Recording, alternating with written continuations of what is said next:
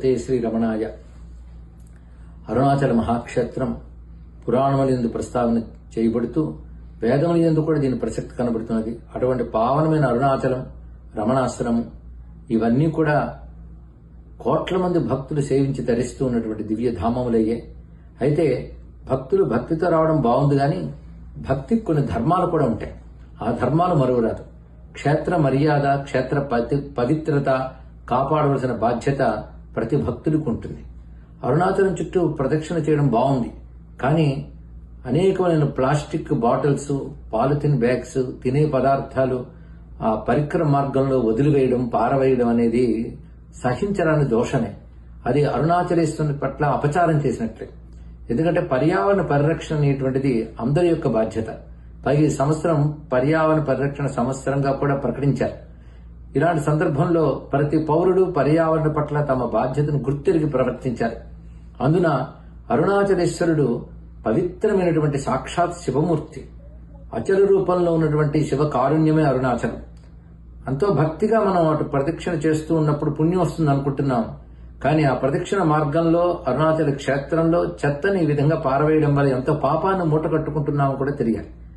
అదేవిధంగా కొంత క్రమశిక్షణ కూడా చాలా అవసరం. అందరూ భక్తి ప్రపత్తులతో సేవించాలి.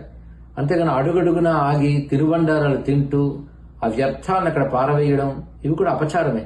ఎందుకంటే ఉపవాసం ఒకవేళ ఉండలేకపోతే పండు ఫలము తీసుకోవడం వరకు తప్పులేదు, కానీ ఆ వ్యర్థ పదార్థాన్ని అక్కడ పారవేయడం మహాదోషం. అందుకే ఒక మర్యాదతో ప్రదక్షిణ చేసినప్పుడే ప్రదక్షిణ ఫలం లభిస్తుంది.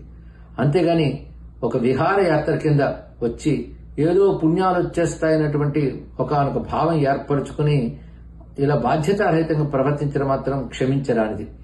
మన శాస్త్రంలో అనేక విషయాలు చెప్పబడుతున్నాయి. నా నష్ఠీవ, నా మూత్ర పురుషం కుర్యాత్ ఇత్యాదులు చెప్పారు.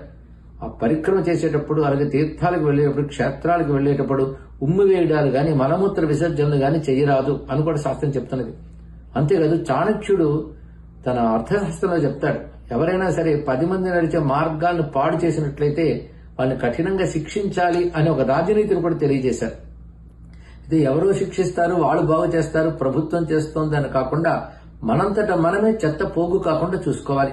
మనం చెత్త పడేస్తే ఎవడో తీసి బాగు చేయాలనుకోవడం ఎందుకు? మనమే ఆ చెత్త వేయకుండా చూసుకోవాలి.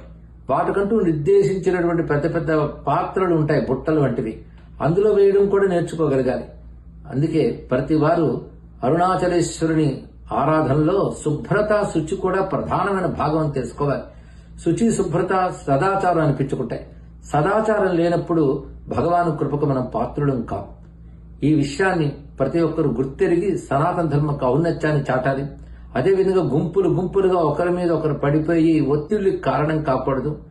దీన్ని దృష్టిలో పెట్టుకుని ఒక క్రమశిక్షణతో భగవన్నామ స్మరణ చేస్తూ ఒకరికొకరు సహకరించుకుంటూ స్వామి అనుగ్రహానికి పాత్రులు కావాలి.